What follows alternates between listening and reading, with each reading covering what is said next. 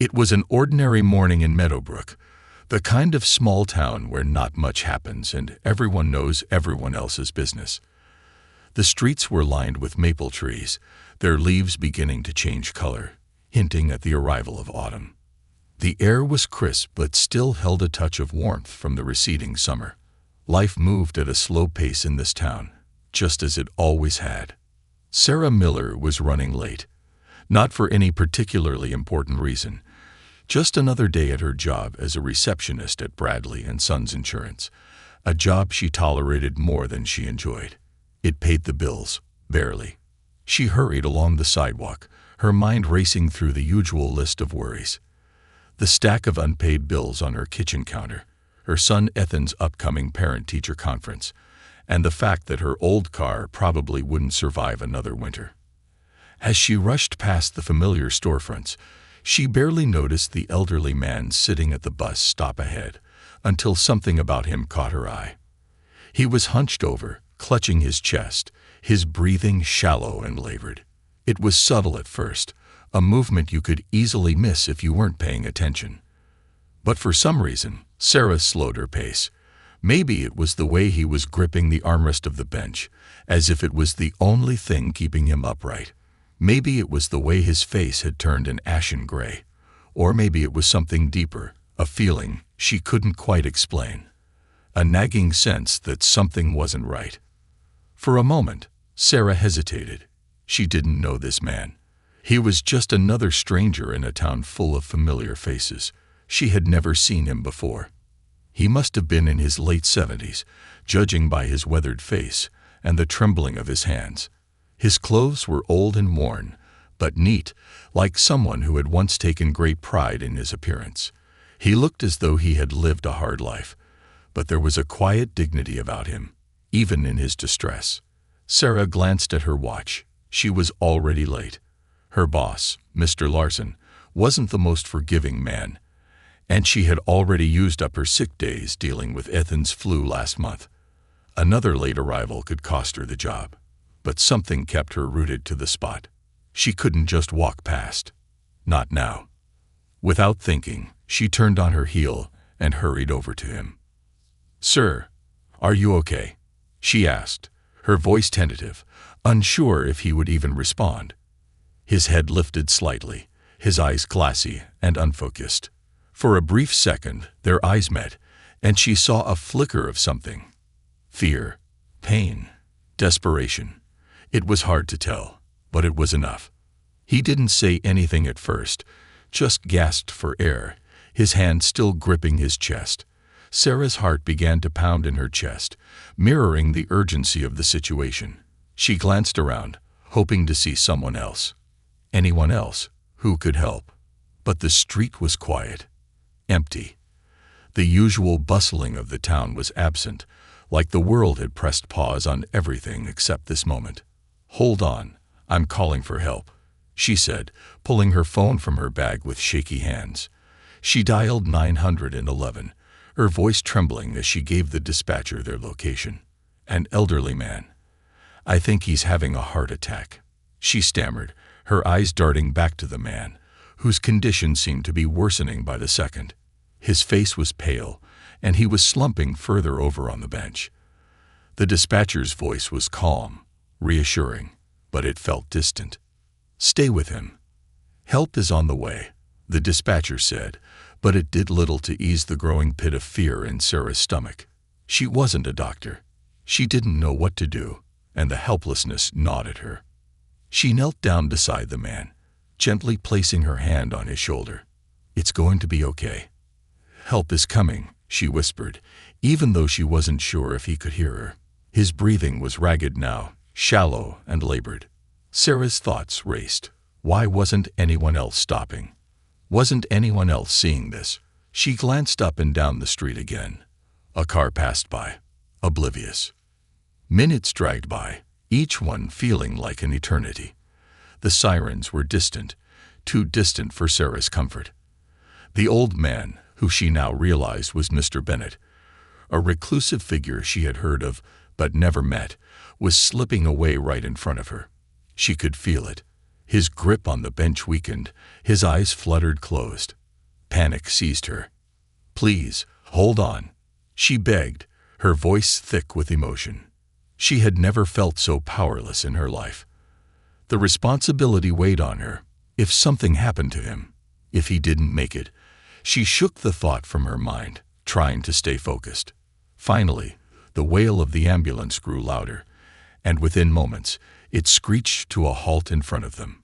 2 EMTs rushed out, springing into action. Sarah stood back, her hands trembling, watching as they worked to stabilize Mr. Bennett. One of the EMTs looked up at her briefly, their face a mask of professionalism, but there was something in their eyes, something that told her they were worried too. "He's not responding," one of them muttered under their breath. Though Sarah caught the words, and they hit her like a punch to the gut. The EMTs loaded Mr. Bennett onto the stretcher, their movements swift and efficient. Sarah's mind was racing, her heart pounding in her chest. She wanted to ask if he was going to be okay, but the words stuck in her throat. As they wheeled him toward the ambulance, one of the EMTs finally turned to her. "Do you know him? Are you family?" he asked, his tone brisk but not unkind. "No, I don't know him. I saw him collapse, and I couldn't just walk away," Sarah replied, her voice barely above a whisper. The EMT gave her a brief nod before rushing back to the ambulance. The doors slammed shut, and within seconds, the ambulance sped off, leaving Sarah standing alone on the sidewalk, the weight of what had just happened pressing down on her. She stood there for a long moment, staring after the ambulance as it disappeared around the corner, her mind a blur of thoughts and emotions. Had she done the right thing? Had she done enough? And more importantly, would Mr. Bennett survive? Her phone buzzed in her pocket, snapping her out of her daze. It was her boss, no doubt wondering where she was. Sarah stared at the screen for a moment, before silencing the call. What had just happened felt too big, too important to be overshadowed by the trivial concerns of her job. She had done what she could. Now, all she could do was wait. But something deep inside told her that this wasn't the end. Whatever had just begun with her decision to stop and help, it was far from over. The ripple effect of this moment would change everything. As Sarah stood on the empty sidewalk, watching the ambulance disappear, the town of Meadowbrook seemed to settle back into its quiet, uneventful rhythm, as though nothing had happened. The crisp autumn air nipped at her skin, but she didn't feel it. Her thoughts were consumed by the elderly man she had just seen whisked away. Mr. Bennett, she thought again. She hadn't spoken his name aloud, but it echoed in her mind. She had heard of him before, though not often. The town was full of people who lived quiet, uneventful lives, but Mr. Bennett was different. He was the town's mystery, the kind of person everyone had a story about, but no one truly knew. He had lived in Meadowbrook longer than anyone could remember. Some said he'd been a soldier. Others whispered that he had once been wealthy, but had lost everything. There were rumors about why he lived such a solitary life, but no one seemed to know the truth. All anyone knew was that he kept to himself, never bothering anyone, never asking for anything. And now, he was fighting for his life in the back of an ambulance, and Sarah couldn't shake the feeling that, somehow, his fate was tied to her. She had done her part, hadn't she? She had stayed with him, called for help, made sure he wasn't alone in his final moments, if those moments turned out to be his last. But now, as she stood there, the gravity of the situation began to weigh on her in a way it hadn't before. Her phone buzzed again. She glanced at the screen, expecting to see her boss's name flash across it, but instead, it was a message from her friend Megan. "Where are you? We're supposed to have lunch today, remember?" Lunch. That seemed like a lifetime ago. Sarah hadn't even realized how much time had passed since she'd left her apartment that morning, and the thought of sitting in a cafe, sipping coffee and chatting about meaningless things, felt ridiculous now. She ignored the message, slipping her phone back into her pocket. As she began to walk again, her feet carrying her in the direction of the hospital instead of work, She couldn't help but replay the events over and over in her mind. What if she hadn't stopped? What if she had just walked by, like so many others would have? Would Mr. Bennett still be alive right now? Or would she be reading about his death in the local paper tomorrow? A small, forgotten blip in a town that moved too fast to care about the lonely and the old. Sarah wasn't sure why she was walking to the hospital. She wasn't family, and no one had asked her to go. But something inside her, a tug she couldn't explain, drove her forward.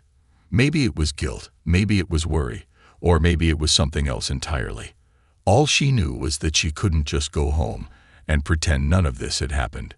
The hospital was a short walk from downtown, perched on a hill that overlooked the town like a silent guardian.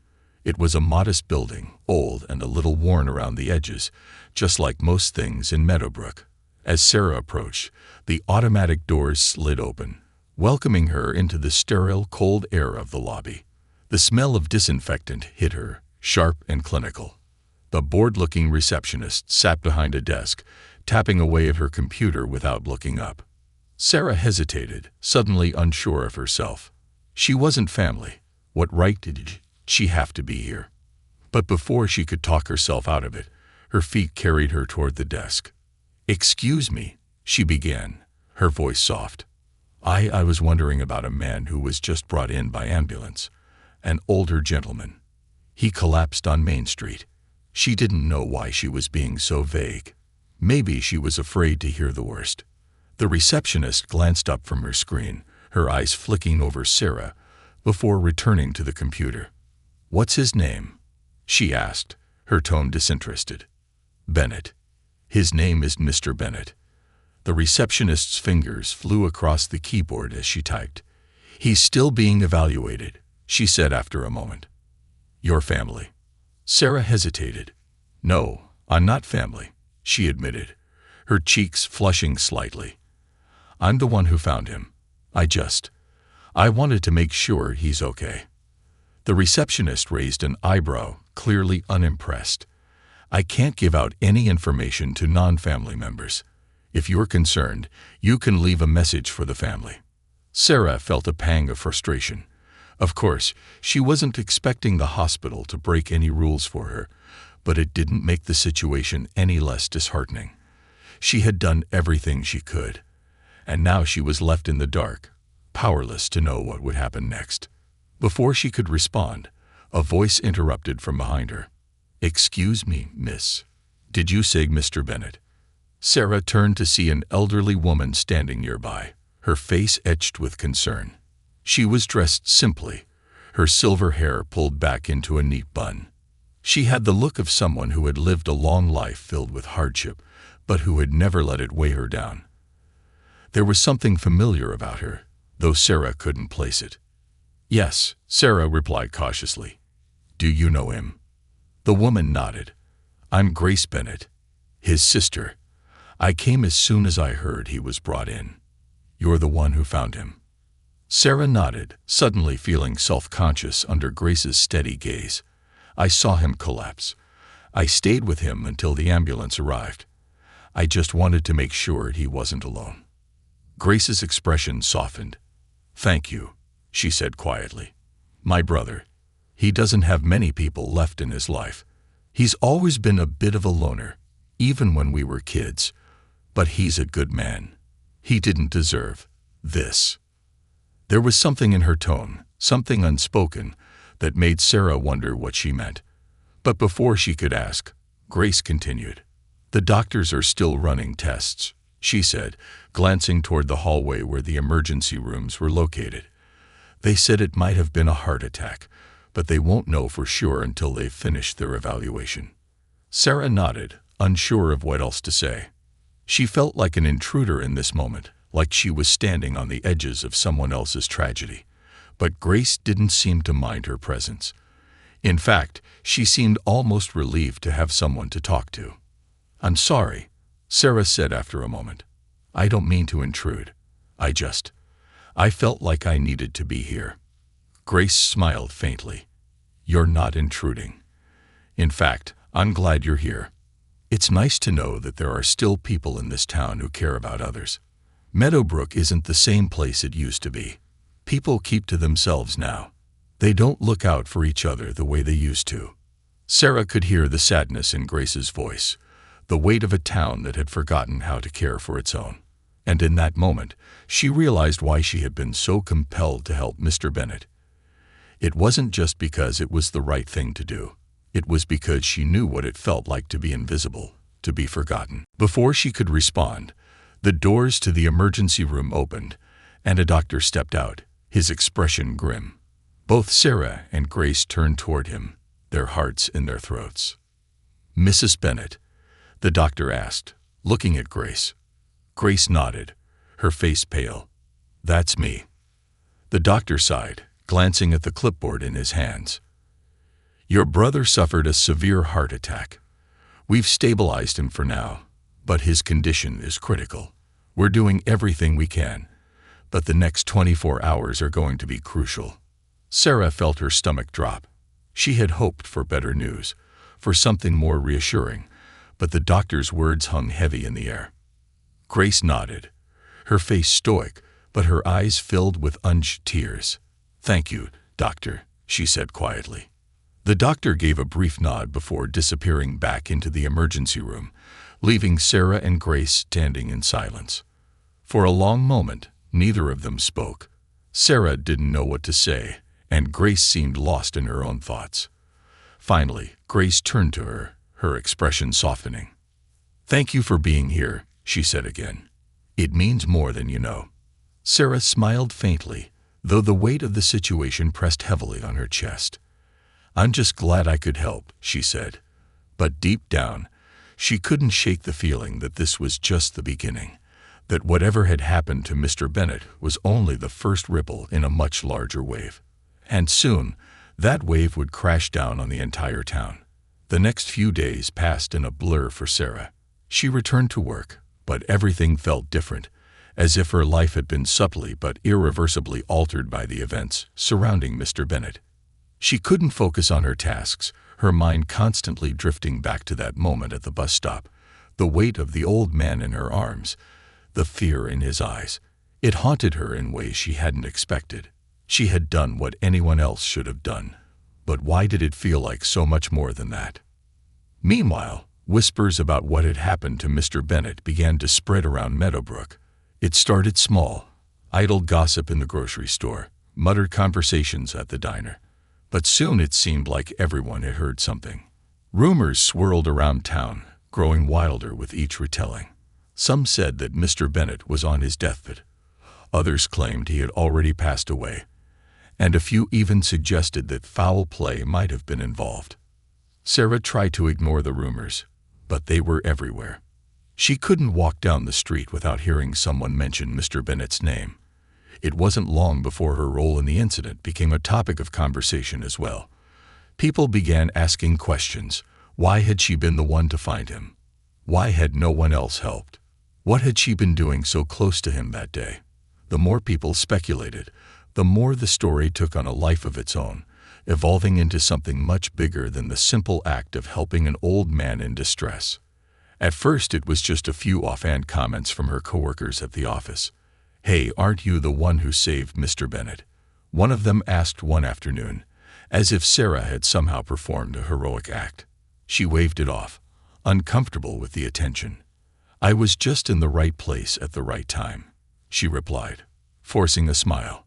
But soon, the questions became more invasive. "I heard Mr. Bennet was loaded," another coworker said later that day. "Did you know he's got millions stashed away? Makes you wonder what he was doing just sitting at that bus stop. Maybe he was waiting for someone." Sarah didn't know how to respond. She hadn't thought about Mr. Bennet's financial situation or anything else. She had only been focused on helping him. But the rumors continued to grow. People started treating her differently, some with admiration, others with suspicion. It was unsettling. One evening, as she was leaving the office, Sarah bumped into Debbie, her landlord.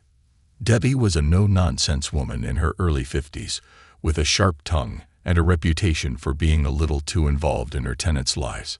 Sarah had always tried to stay on her good side, but she could tell from the look in Debbie's eyes that this conversation wasn't going to be pleasant.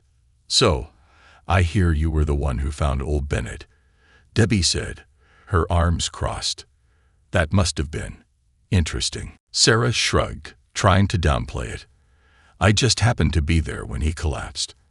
I did what anyone would do." Debbie raised an eyebrow. "Is that right? Because I've been hearing all kinds of things around town. People are saying that Bennett's family isn't too happy with you. They think you had something to do with his collapse."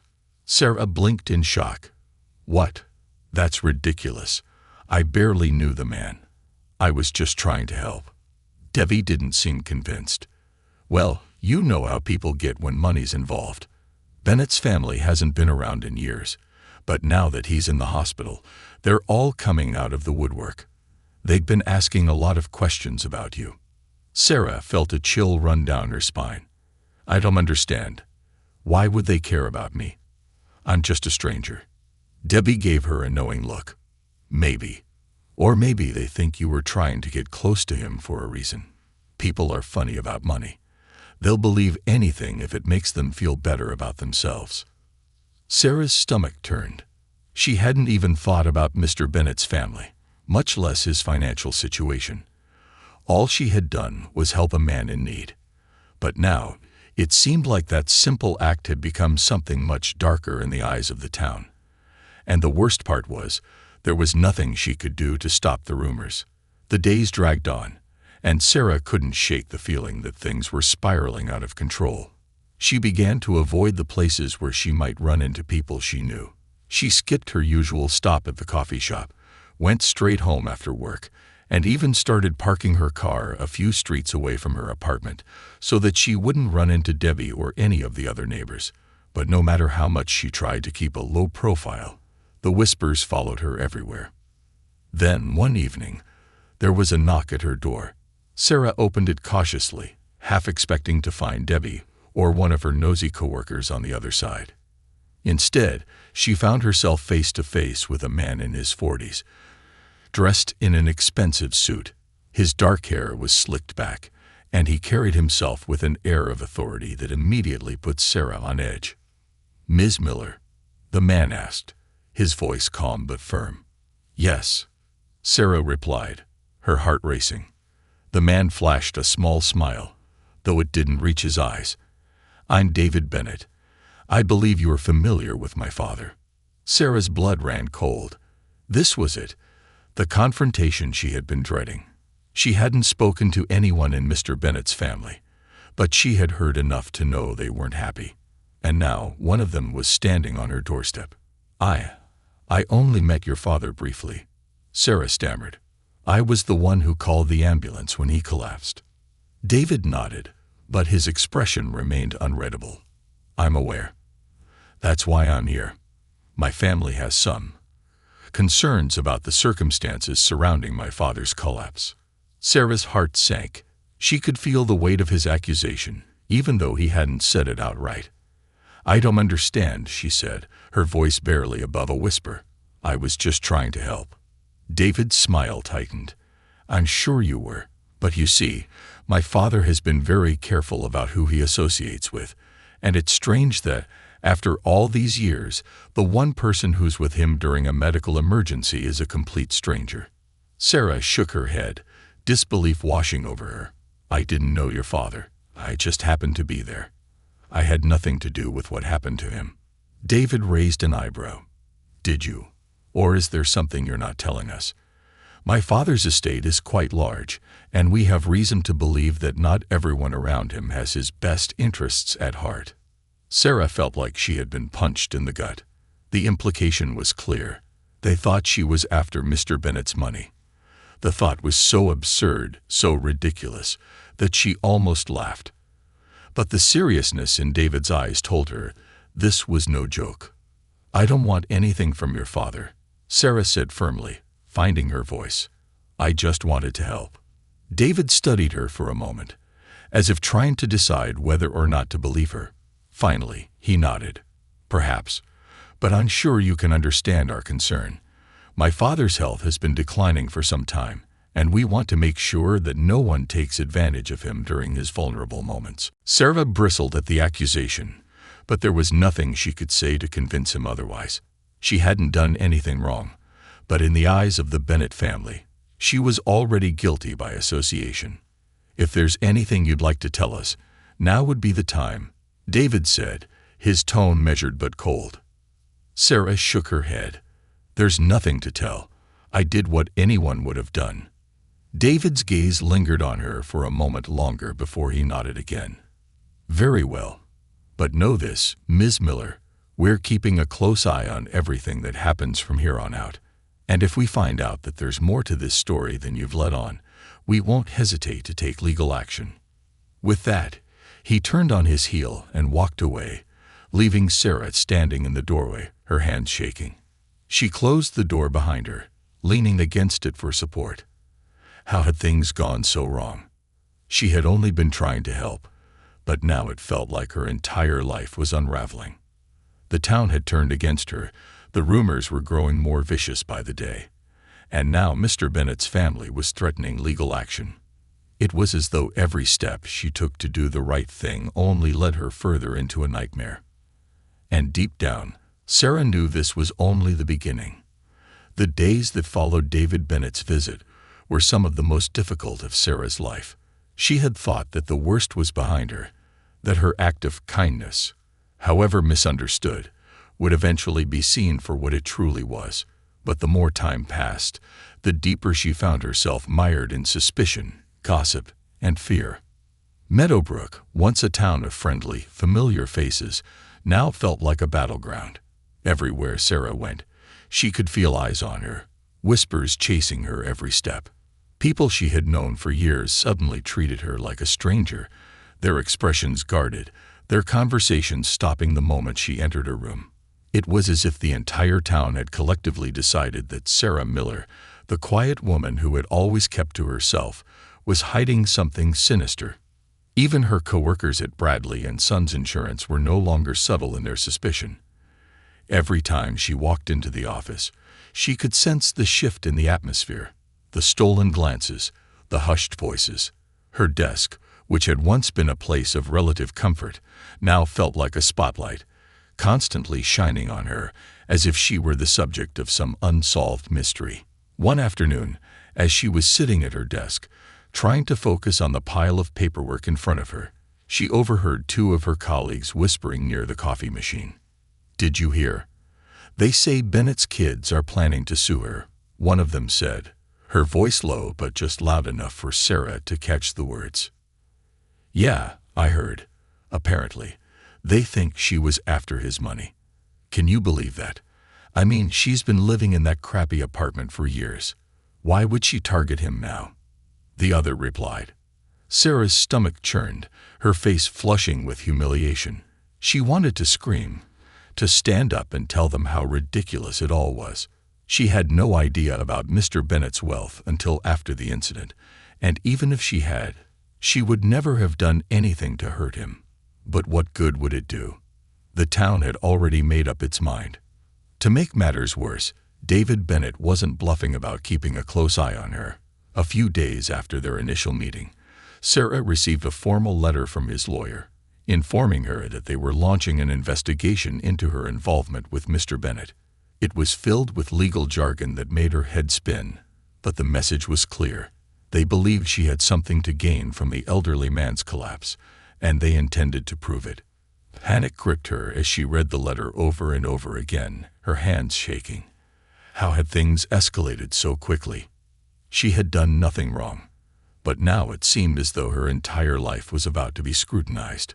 Every move she had made, every word she had spoken, would be dissected and twisted until it fit the narrative that the Bennetts wanted to believe.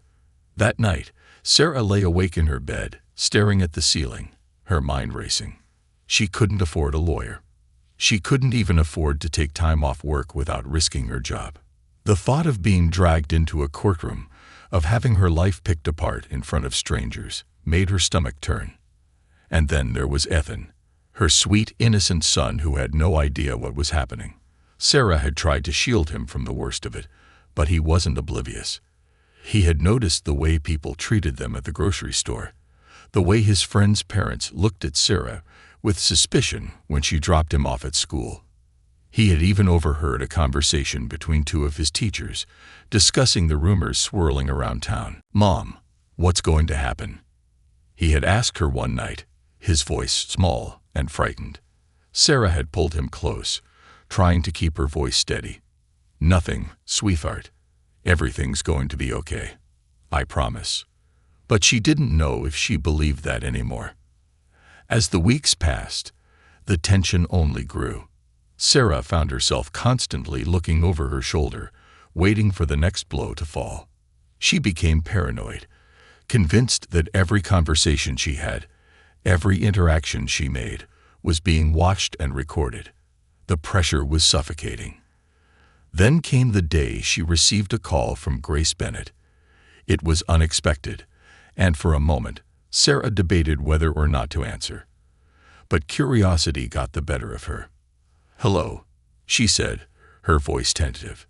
"Sarah, it's Grace," came the familiar, weary voice on the other end of the line. "I was wondering if we could meet." Sarah's heart raced. She hadn't spoken to Grace since the day at the hospital, and part of her had assumed that Grace had sided with her brother and the rest of the family in their suspicions. But there was something in her voice now, something that sounded almost apologetic. "Meet? What for?" Sarah asked, her wariness evident. Grace sighed. "I just want to talk. There are things you need to know. About my brother. About all of this." Sarah hesitated, but in the end, she agreed. They arranged to meet at a small cafe on the outskirts of town, a place where they were unlikely to be overheard by the ever-watchful eyes of Meadowbrook's gossip mill. When Sarah arrived, Grace was already seated at a corner table, her hands wrapped around a steaming cup of tea. She looked tired, her face drawn with worry. But when she saw Sarah, she managed a small smile. "Thank you for coming," Grace said as Sarah sat down. Sarah nodded, unsure of what to say. The last time they had spoken, Grace had been grateful for Sarah's help, but now the air between them felt thick with unspoken tension. "I'll get straight to the point," Grace began, her eyes searching Sarah's face for any sign of duplicity. "My brother, he's a complicated man. Always has been. He never wanted anyone to know about his wealth. He lived simply, almost as if he was hiding from his own success. After his wife passed, he became even more reclusive. But what you did for him that day, I believe you did it out of kindness, not for any other reason." Sarah's breath caught in her throat.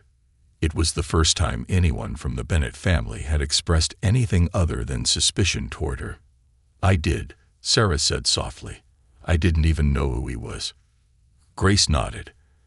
"I believe you. But my brother's children, they're different. They've always been greedy, always looking for ways to secure their inheritance. They see you as a threat, Sarah. They don't care about the truth. They care about protecting their money." Sarah stared at her, disbelief washing over her. "But I don't want anything from them. I don't want Mr. Bennett's money.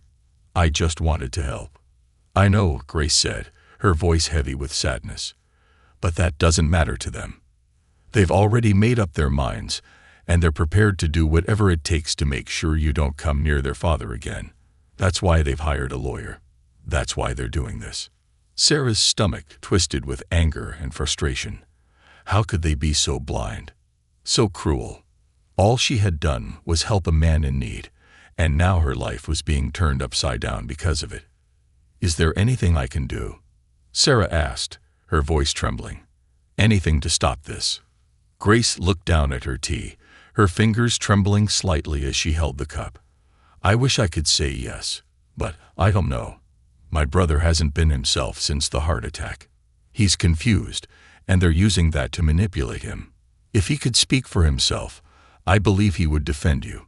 But right now, he's too weak." Sarah felt a wave of helplessness wash over her. It was like being caught in a storm, with no shelter in sight. Every time she thought she might find a way out, another obstacle appeared in her path. "I don't know what to do," Sarah admitted, her voice cracking. Grace reached across the table and placed her hand on Sarah's. "Don't give up, Sarah. There are people who believe in you. I believe in you. And sometimes that's enough." Sarah smiled faintly, though the weight of the situation still pressed heavily on her chest. Grace's words were kind, but they didn't change the fact that she was up against a powerful family with limitless resources. How could she fight that? As they parted ways, Sarah couldn't help but feel that something was coming, something big that would change everything. And this time, she wasn't sure she would be able to stop it. The storm had only just begun. The storm had indeed only just begun. In the weeks following her conversation with Grace, Sarah's life spiraled even further out of control. The Bennetts had launched a full-blown legal offensive, and everywhere she turned, she seemed to be caught in the crosshairs. What had begun as a simple act of kindness was now being twisted into something ugly, something she could hardly recognize. It started with more letters, thick envelopes filled with legal threats that seemed to come daily. Each one was more aggressive than the last. They accused her of all sorts of crimes: manipulation, exploitation, even elder abuse. The accusations were absurd, but the Bennetts were relentless. They were determined to make her the villain, and they had the money and resources to do it. Every time she opened one of those letters, her stomach churned with dread. She was drowning in legal jargon, unfamiliar words and terms that made her feel small, powerless.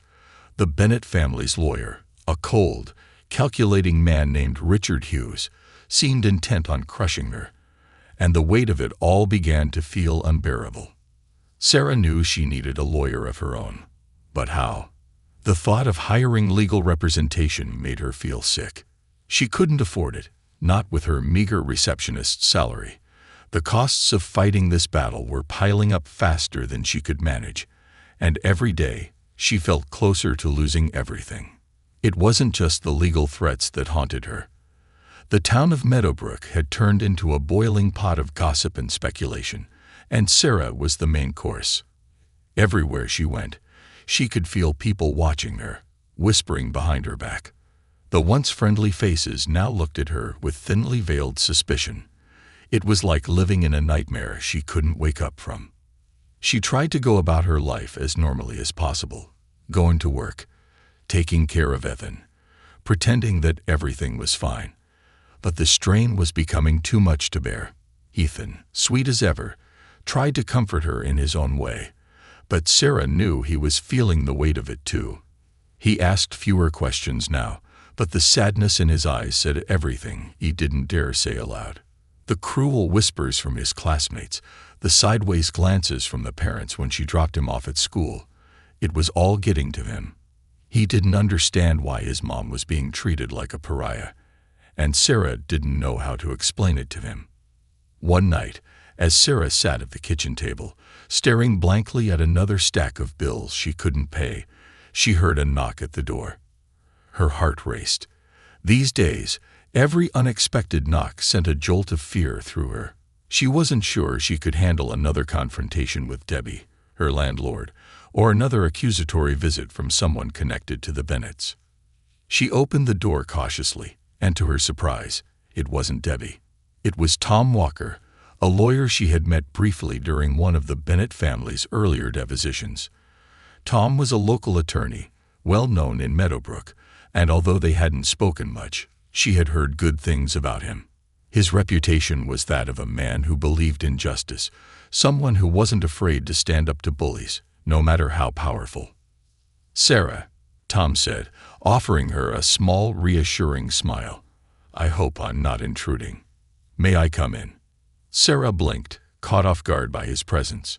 She nodded and stepped aside, letting him enter her small, cluttered living room. She hadn't expected a visitor, least of all him. The two sat down at the kitchen table, the silence between them heavy but not uncomfortable. "I've been following your case," Tom began, his voice calm but firm. "And I have to say, I don't like what I'm seeing. What the Bennetts are doing. It's wrong. You don't deserve this." Sarah exhaled slowly, feeling the weight of his words settle over her.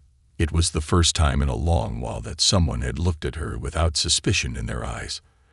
"I don't know what to do," she admitted, her voice cracking. "They're destroying me. I can't afford to fight them." Tom leaned forward, his expression serious. "You shouldn't have to fight them alone. That's why I'm here. I want to help." Sarah's eyes widened in shock. "You want to help? But I can't pay you.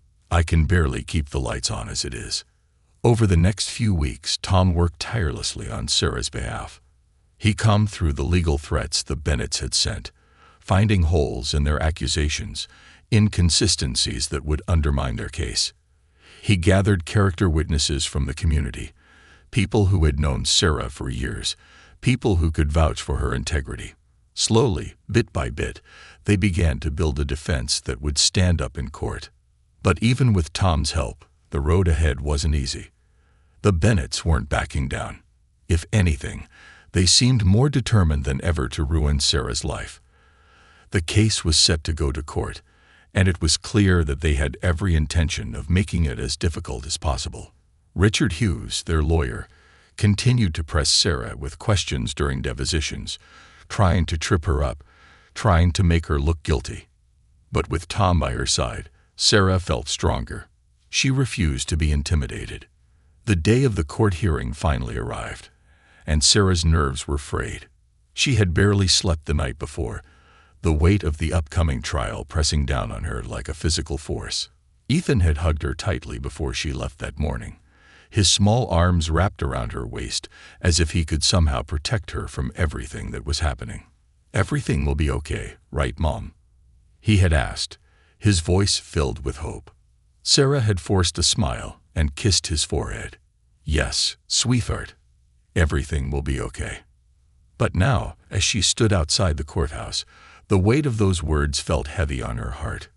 Could everything really be okay? She wasn't so sure. Inside, the courtroom was tense. The Bennetts sat at one side of the room, their expressions cold and detached, as if they had already decided Sarah's fate. David Bennett, in particular, wouldn't look at her. He sat stiffly, his eyes focused on the judge, his jaw clenched. Richard Hughes sat beside him, shuffling through papers, his expression smug and self-assured. Sarah sat beside Tom, her heart pounding in her chest. She tried to steady her breathing, tried to focus on the facts, on the truth. She hadn't done anything wrong. She hadn't asked for any of this. All she had done was help an old man, and now her life was on trial. The judge entered, and the room fell silent.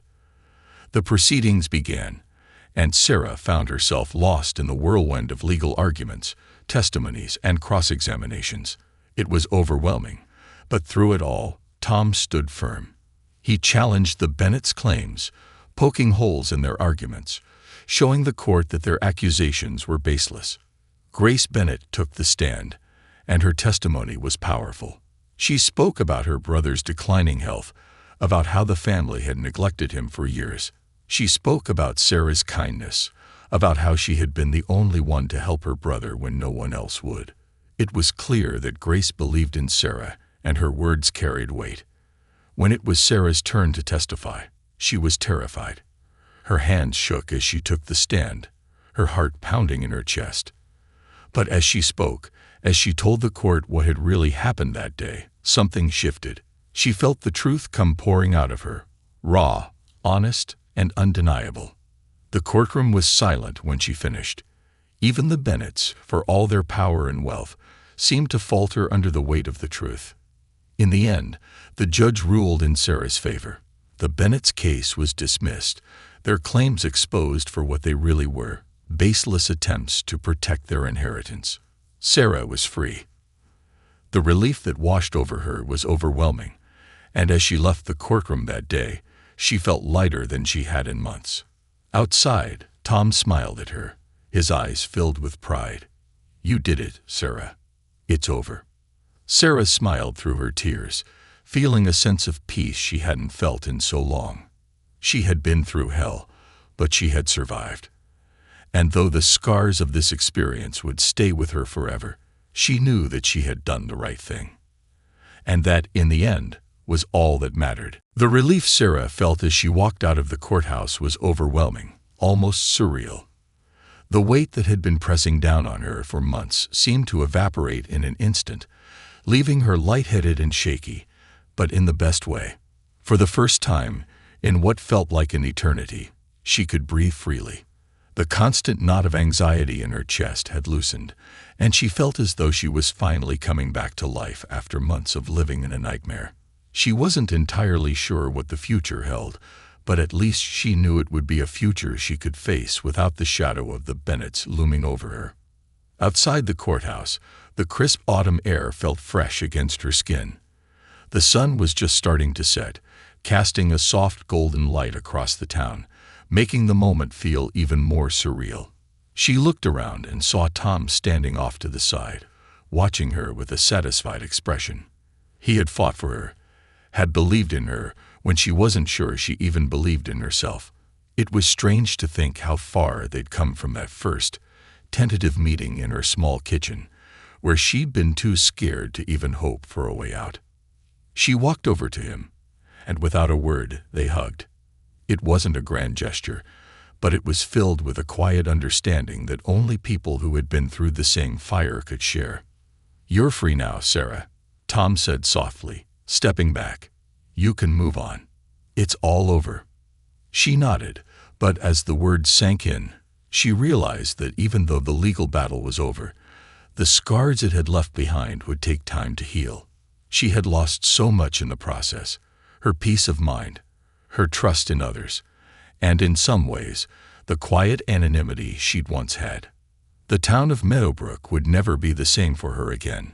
People had shown their true colors during her darkest moments, and that wasn't something she could forget or easily forgive. But as she stood there, bathed in the fading light, she realized that she had gained something too: strength, resilience, and a deep understanding of who she really was. She hadn't crumbled under the pressure. She had fought back, and she had won, not just the case, but her own sense of self-worth. That was something no one could take from her. "I couldn't have done it without you," Sarah said, her voice barely above a whisper. "I don't know how to thank you." Tom smiled, shaking his head. "You don't need to. You were brave, Sarah. Most people would have crumbled under the weight of everything you were facing, but you stood tall. You should be proud of yourself." Sarah smiled, though tears stung her eyes. It wasn't pride she felt, at least not yet. It was more like a sense of relief, of closure.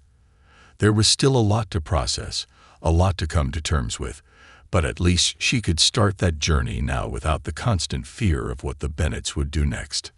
As she left the courthouse and walked through town, she couldn't help but notice how different everything looked. The streets were the same, the buildings hadn't changed, but something in the air felt lighter. Or maybe it was just her, finally free from the invisible chains that had been holding her down. She passed by familiar places: the grocery store, the small park where she used to take Ethan, the diner she hadn't dared to visit in months. People stared at her as she passed, but the looks were different now. The suspicion had faded, replaced with something else, something that looked almost like respect. News of the trial had spread through Meadowbrook like wildfire, and people now knew that Sarah had been vindicated. The town that had turned on her so quickly was now, in its own awkward way, trying to make amends. Some nodded at her as she walked by. Others offered small smiles. It wasn't much, but it was enough to show that things were starting to shift. But Sarah wasn't interested in their apologies or their attempts to pretend that they hadn't doubted her. The truth was, she couldn't forget how quickly they had been willing to believe the worst about her. It wasn't something she could easily move past. Still, she wasn't bitter. She was just ready to leave it behind. When she finally reached her apartment, she found Ethan waiting for her at the door, his face full of nervous anticipation. The past few months had been hard on him too, and Sarah had done everything she could to shield him from the worst of it, but she knew that he had felt the weight of it all. The tension in the house, the whispered conversations, the late nights she spent worrying. It had all affected him, even if he didn't fully understand why. "Mom?" he asked, his voice small. Is it over? Sarah smiled down at him, her heart swelling with love and relief. She knelt down to his level, pulling him into a tight hug. Yes, sweetie. It's over. We're going to be okay. Ethan hugged her back, his small arms wrapping around her tightly. I knew you would win, he said, his voice muffled against her shoulder. Sarah closed her eyes, letting the warmth of the moment wash over her. Thank you, buddy. I don't know what I would have done without you. As they stood there, wrapped in each other's embrace, Sarah felt a deep sense of peace settle over her. The storm had passed, and now it was time to rebuild, to find a way to move forward and put the pieces of their lives back together. Over the next few weeks, life slowly began to return to normal. Sarah returned to work, though things were different there too. Her coworkers, who had once been so quick to gossip and speculate about her, now treated her with a cautious respect. They didn't talk about the trial or the Bennetts, but Sarah could feel the shift in the way they interacted with her. They no longer looked at her with suspicion, and while things weren't exactly back to the way they had been before, there was a sense of quiet understanding between them now. Even Debbie, her prickly landlord, seemed to soften. She had kept her distance during the trial, but now she seemed almost apologetic in her interactions with Sarah. One evening, she even stopped by to check on Ethan and asked if there was anything Sarah needed, a gesture that was completely out of character for her. It wasn't an apology, but it was something. And as for the Bennetts, they disappeared from Sarah's life as quickly as they had entered it. Once the trial was over and their baseless accusations had been dismissed, they retreated back to their wealthy, insulated world, leaving Sarah and Ethan in peace. Grace, true to her word, had continued to offer her support, but even she admitted that the rest of the family wanted nothing more to do with the situation. They had been embarrassed, their reputations damaged, and they weren't interested in dragging the ordeal out any longer. But for Sarah, the biggest change wasn't in the town or in the people around her. It was in herself. She had been through something that had tested her in ways she had never imagined, but she had come out the other side stronger. She had learned to stand up for herself, to fight for the truth, even when the odds seemed impossible. And in the process, she had rediscovered her own resilience, her own strength. One evening, as she and Ethan sat on the porch of their small apartment, watching the sunset, Sarah felt a deep sense of gratitude wash over her. The fight had been long and hard, but it had taught her something important, that she could face anything life threw at her, as long as she stayed true to herself. As the last rays of sunlight dipped below the horizon, casting the town of Meadowbrook in a soft, golden glow, Sarah turned to Ethan and smiled. Do you think we'll ever go through something like that again, Mom? Ethan asked, his voice full of innocence. Sarah shook her head, pulling him close. I don't know, buddy, but whatever comes our way, I know we'll be okay. And for the first time in a long time, Sarah believed it.